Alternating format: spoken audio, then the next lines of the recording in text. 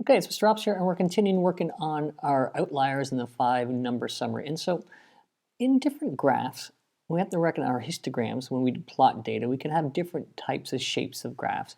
And this is a very symmetrical kind of graph because it's perfectly balanced. And this one is called skewed to the right. And you can imagine these ones are kind of like outliers out on this side. And this one is skewed to the left, and it would have like outliers on the left-hand side. And so I don't know if you can see very clearly, but here, this value here, that blue is the mean for the data, and the red here is the median. And so on the normal graph, or the perfectly symmetrical graph here, the median and the mean are exactly the same. They're in the same place in the mean. This is the mean. When I look at the graph that is with the outliers on the right-hand side, the mean is a little bit bigger than the median. If I look here, here again is the median. And when I look at the mean, it is pulled towards this tail where the outliers would be, or the skewness. So this is the median. Okay, and so the effect on an outlier of a median, well, I'm going to show you another scenario here. So consider this box plot here. And I've put in 66, this is the solo bands, as my A value. So A is 66, but I have 13 elements here, and I have this box plot.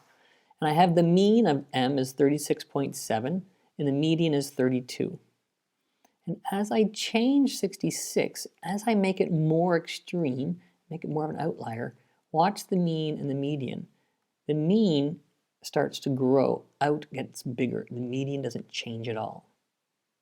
So ask yourself, why is that the case? Why does the median not change when I make the mean bigger? Versus if I do the other thing, here's the 66 it starts. If I go in the other direction, just 1 point, the mean is getting smaller. It's getting pulled further away from the rest of the data, and yet the median doesn't change. And it's a really important idea to consider. If I go even more extreme, here's another set of data. I got 42 elements, and I've tried to make the mean and the median about the same. They're close, and I've made the A value 20, and these are going to go up by tens. Think about what's going to happen when I make A quite large. What's the effect? And when you make A quite large, the mean is really, really affected by just this one number in this list. And you have to think about, how do I calculate the mean? Well, the mean adds up all the numbers and then divides by 42.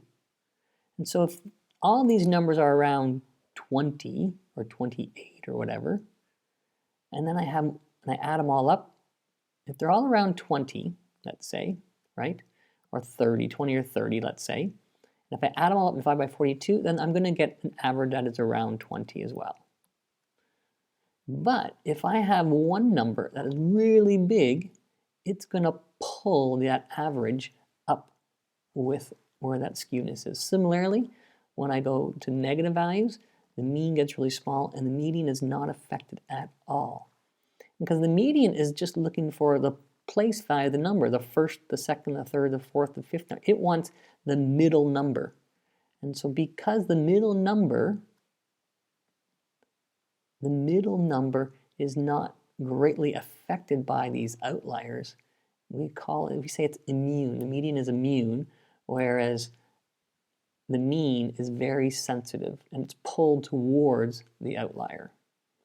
Okay, and so the effect of an outlier, median, or mean, well, it is quite important to recognize that the mean is very sensitive to outliers. It's affected by it quite significantly, and it gets pulled in the direction of the outlier, the skew. Whereas the median, the 50% number, is immune to outliers, is virtually immune, is not affected. Well, with these ideas of outliers, how do we actually calculate them? Well, in order to calculate them, we have to use this formula here. We have to consider the IQR times 1.5.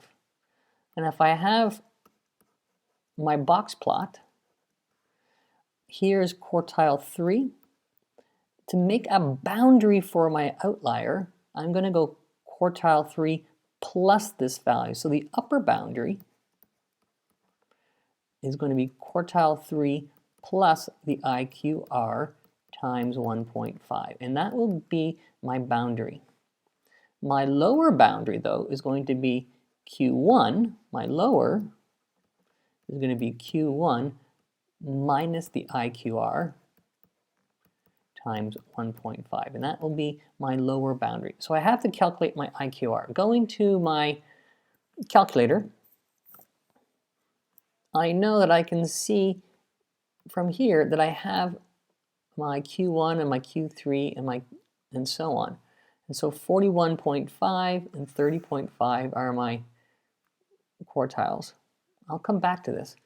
The other thing I can do, and this is like to help check my answers, what I'm going to do also now is let me clear my, and I'm going to start from the beginning. I'm going to go to my stat plot because I want to graph this. I'm going to go stat, second, stat plot, which is the blue one. And I'm going to go to plot number 1, hitting enter number 1. And I'm going to turn it on.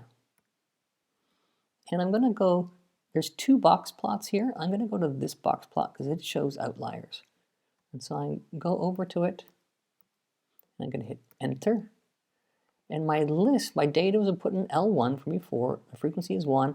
And I'll put this mark here, and it's going to be blue. I'm going to put it as such. And you should do this as well. And then I'm going to zoom to stat, which is number 9 on my. What that does is it looks at my lists and makes a window appropriately.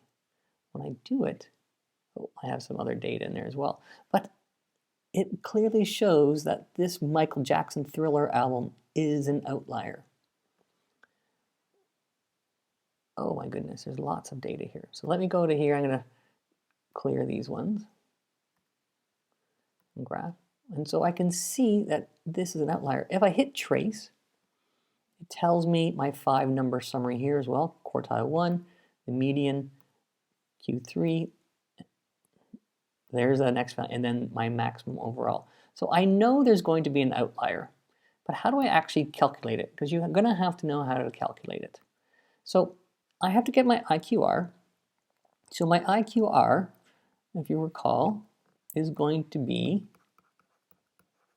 Q3 minus Q1, which is the 41.5 minus 30.5, which is 11.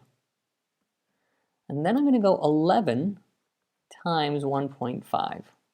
So 11 times 1.5, if I do 11 times 1.5, I get 16.5.